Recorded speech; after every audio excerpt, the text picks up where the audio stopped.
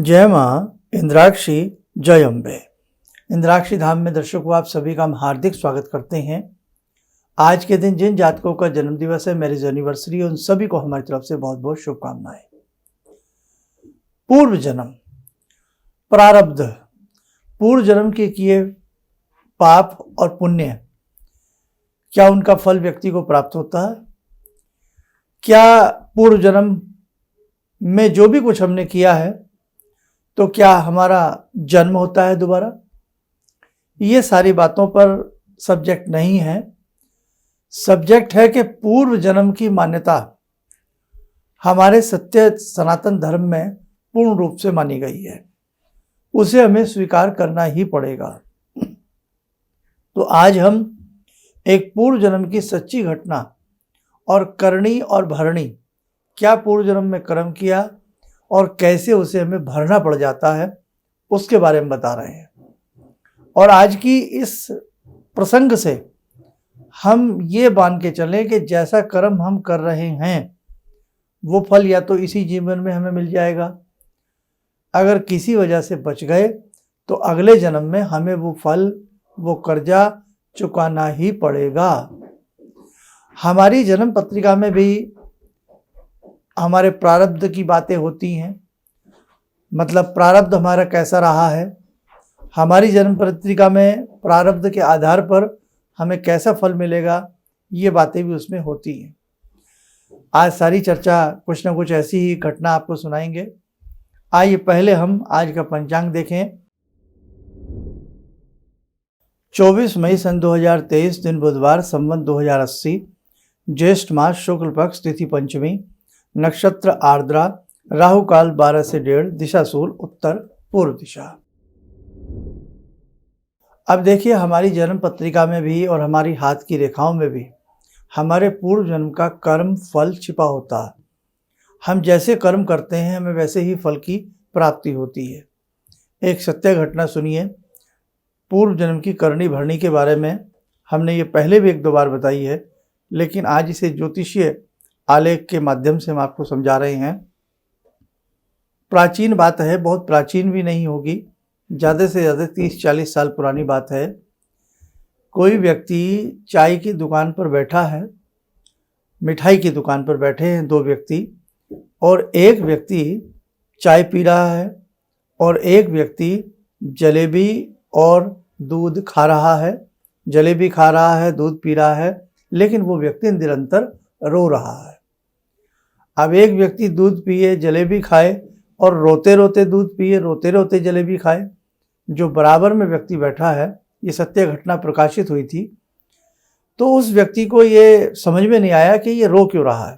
जब बर्दाश्त नहीं हुआ, उसने उनसे पूछा कि भैया, आप दूध जलेबी खा रहे हैं और आप रो भी रहे हैं, आपके रोने का क्या कारण है? काफ़ी पूछने पर वो व्यक्ति कारण बताता है। वो कहता है कि मेरे जवान पुत्र की डेथ हो गई है, एक ही मेरे पुत्र था, उसकी डेथ हो गई है, उसकी अस्थियां मैं लेकर के अपने साथ आया हूँ। अब उस व्यक्ति का आश्चर्य और बढ़ जाता है कि एक तो आपके इकलौते बेटे की डेथ हो गई, उसकी अस्थियां आपके साथ में हैं, आप गंगा जी में प्रवाहित करने जा रहे हैं, और ऊपर से दूध और जलेबी, खाने में भी दूध जलेबी आप प्रयोग कर रहे हैं। कौतूहल बढ़ा और पूछा, तो उसने अपने मन की बात बताई। बोले, 15-16 वर्ष पूर्व मेरे घर में एक पुत्र ने जन्म लिया, और जब जन्म लिया तो बचपन में वो बड़ा सुंदर, बड़ा अच्छा था, उसकी शरारतें भी मन को लुभाने वाली थी। जैसे ही 1-1.5 साल का, वो 2 साल का बच्चा हुआ, हल्का सा वो बोलने लगता है, वो बिस्तर पकड़ लेता है, बीमार हो जाता है, लाइलाज सी बीमारी उससे हो जाती है। मैं इधर डॉक्टर के घूमता हूँ लेकर के, उधर उसका इलाज कराता हूँ, चारों तरफ मैं उसके इलाज के लिए पानी की तरह अपना पैसा बहा देता हूँ, मैं कंगाल सा हो जाता हूँ। एक दिन जब ऐसी स्थिति मेरी थी, मेरा मन रुआसा हो जाता है कि मैं क्या करूँ, कहाँ जाऊँ, कैसे इस बच्चे को ठीक करूँ। तो मैं जिस रूम में मेरा बच्चा लेटा हुआ है, उसी रूम में मैं बैठा, मन ही मन मेरे विलाप चल रहा है। तो अचानक जो बिस्तर पर मेरा पुत्र लेटा है, करीब करीब वो उस समय 4-5 साल का हो चुका है। इलाज हुआ नहीं, ठीक हुआ नहीं, पैसा पानी की तरह बहाया गया। तो वो मेरा बच्चा कहता है कि क्यों विलाप कर रहे हो? बड़ा आश्चर्य हुआ पिता को कि पुत्र ऐसा पूछ रहा है। तो बोले, विलाप करने से कुछ नहीं होगा, पूर्व जन्म में आपने बहुत बुरे कर्म किए हैं, ये उसकी सजा मैं तुम्हें देने आया हूँ। पिता के कान खड़े होते हैं। वो अपने उस बीमार पुत्र से पूछता है, क्या बात है, तुम तो मेरे बेटे हो, क्या तुम पूर्व जन्म की ये सब बातें कर रहे हो? तो वो कहते हैं कि आप विश्वास करें न करें, मैं एक आपको पूर्व जन्म की घटना बताता हूँ। अब वो पूर्व जन्म की घटना बच्चा अपने पिता को बता रहा है। कहता है कि पूर्व जन्म में मैं एक बहुत बड़ा व्यापारी था, अच्छा खासा पैसा मेरे पास था। एक बार व्यापार के लिए मैं अच्छा खासा पैसा लेकर के अपने साथ निकलता हूँ। उस समय ट्रांसपोर्ट की बहुत अच्छी सुविधाएं नहीं हुआ करती थी, गिनी चुनी बसें चला करती थी। रात हो गई, मेरी बस छूट गई और मैं ठिकाना ढूंढ रहा था कि किसी तरह से मैं एक रात कहीं रुक जाऊं। तो मैंने दूर कहीं रोशनी देखी और मैं जब चला गया रोशनी की तरफ, तो वहाँ तुम थे और तुम्हारी पत्नी थी। झोपड़ी बनी हुई थी, वहीं थोड़ी सी जगह में तुम रह रहे थे। तो मैंने तुमसे आश्रय मांगा और मैंने उस पूर्व जन्म में तुमसे कहा कि रात घनी हो गई है, मैं एक व्यापारी हूँ, मेरे पास पैसा है, मुझे रात शरण दे दीजिए, सुबह मैं निकल जाऊँगा। आपने मुझे शरण दी, लेकिन जब आपको पता लगा मेरे पास अच्छा खासा पैसा है, उस लालच में आपने मेरी सेवा भी रात में की, मुझे बहलाने फुसलाने की भी कोशिश की और उस रात तुमने मुझे दूध जलेबी भी कहीं से ला करके मुझे खिलाई और उसी रात तुमने मेरा कत्ल कर दिया। तुमने मेरे टुकड़े टुकड़े कर करके ज़मीन में गाड़ दिया और मेरा कत्ल कर दिया। मैं बहुत विलपता रहा, प्रयास करता रहा बचने का और तुमसे बार बार कहता रहा, मुझे मारो मत, मेरे बेशक ये धन तुम ले लो, लेकिन मुझे जीवित मेरे घर जाने दो। तुमने मेरी एक न सुनी और मुझे ऐसे ऐसे मौत के घाट तुमने पूर्व जन्म में उतारा था। तड़प तड़प कर मुझे मारा भी था और मेरे पैसे भी तुमने सब लूट लिए थे।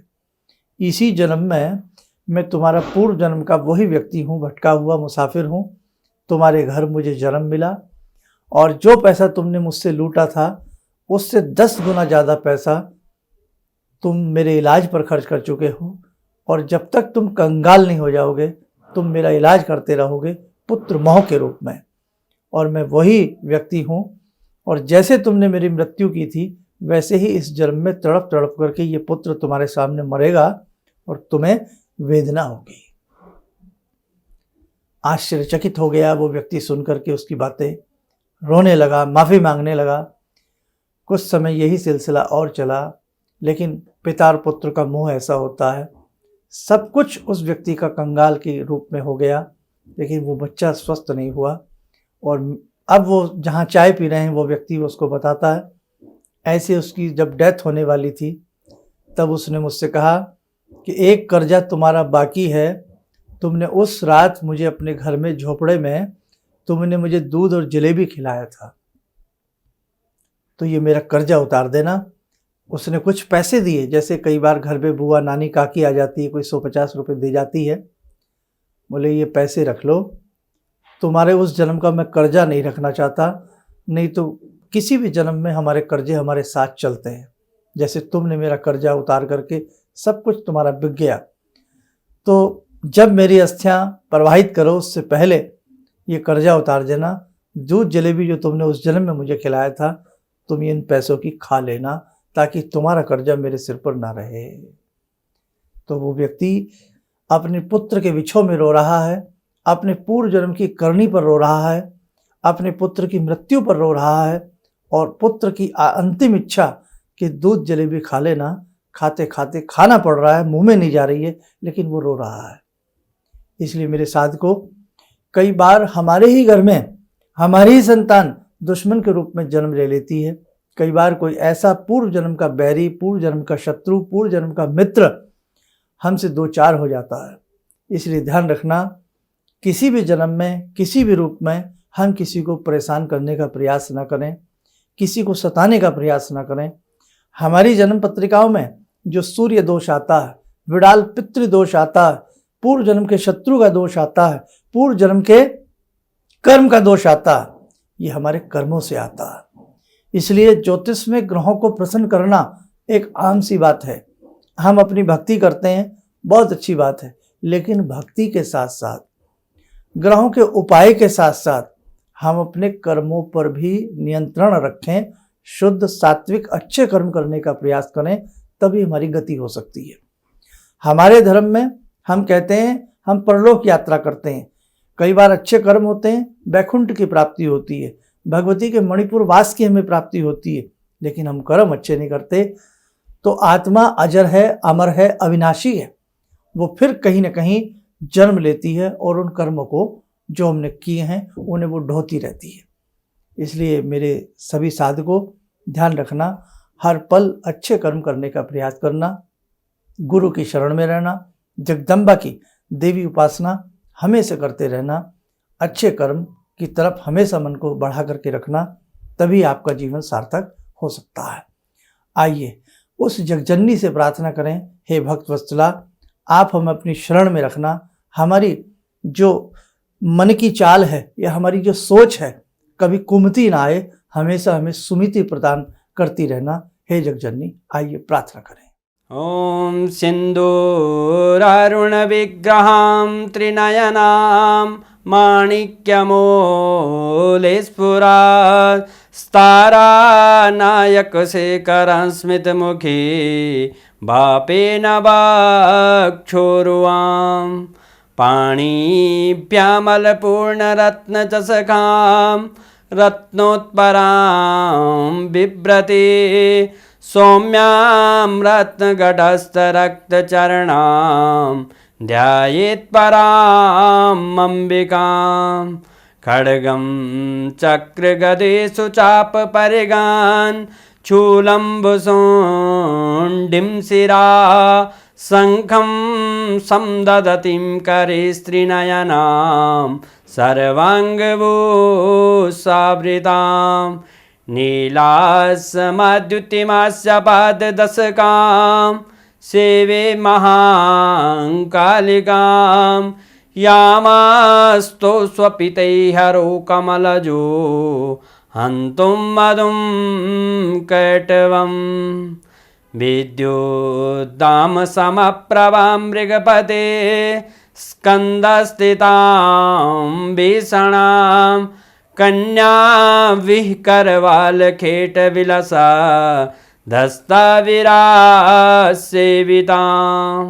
हस्तेश्चक्रगदाशिखेटविशिखां चापं गुणं तर्जनीं विप्राणामलिलात्मिकां शशिधरां दुर्गां त्रिनेत्रां भजे।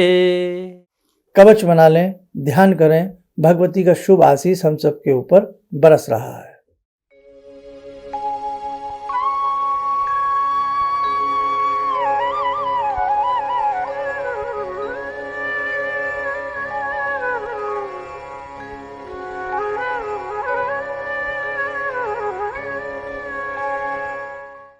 ओम बोलते हुए नेत्र खोलें, सामान्य हो जाए।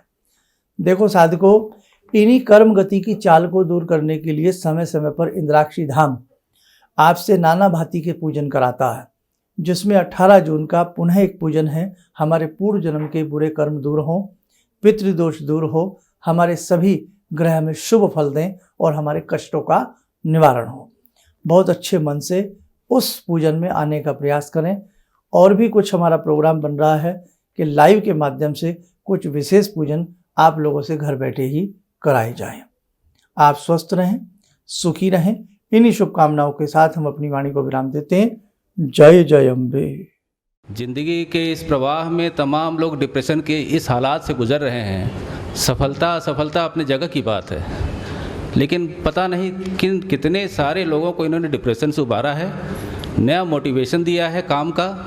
इनका जो एक अनुभव था कि एक मेरी बातें इनसे लगातार कभी कभार हो जाया करती हैं। एक दिन मेरी बात हो रही थी, अचानक इन्होंने प्रश्न किया कि क्या आपके यहाँ कौवे आ रहे हैं। मैं बहुत तेज चौंका। करीब 4-5 दिनों से कौओं का झुंड मेरे घर पे मंडरा था। तो मैं यही सोचने परेशान था, ये शुभ है अशुभ है, क्या चीज़ है। तो मैंने प्रश्न किया कि क्या मैंने आपको बताया कि मेरे घर में कौए आ रहे हैं? कहने नहीं, मुझको दिखाई पड़ रहा है। तो कुछ तो अलौकिक है इनमें। दूसरा क्या, जो इनका उद्देश्य है, जब महाकुंभ में आए थे, मेरी इनसे वार्ता हुई, तो मैंने इनका उद्देश्य जानना चाहा कि किस उद्देश्य के लिए आप काम कर रहे हैं। तो जो उद्देश्य उन्होंने मुझको बताया, मैं मन से इनके उद्देश्य के साथ जुड़ गया। इनके साथ तो जुड़ा था ही, अब इनके उद्देश्य के साथ भी हूँ मैं।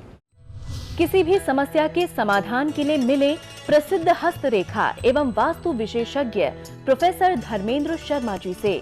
नोट: शिविर में भाग लेने हेतु एवं व्यक्तिगत रूप से मिलने के लिए कॉल करने का समय सुबह 10 बजे से शाम 6 बजे तक।